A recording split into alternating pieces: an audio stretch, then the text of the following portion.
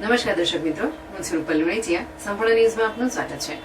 પ્રાકૃતિક કૃષિ એ આજના સમયની તાતી જરૂરિયાત છે. પ્રાકૃતિક કૃષિને વેગ આપવા માટે રાજ્ય સરકાર દ્વારા અનેક પ્રયાસો હાથ ધરાયા છે, જેના પરિણામે આજે રાજ્યના અનેક ખેડૂતો આ કૃષિ તરફ વળ્યા છે.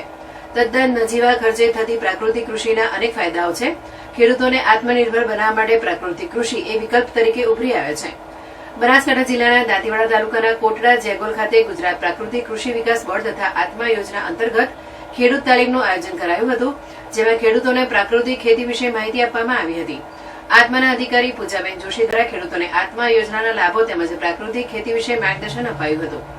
આ પ્રસંગે તાલુકા સંયોજક કરશનભાઈ માળી દ્વારા ખેડૂતોને પ્રાકૃતિક ખેતી થકી વધુ આવક કઈ રીતે મળે તેની માહિતી આપવામાં આવી હતી.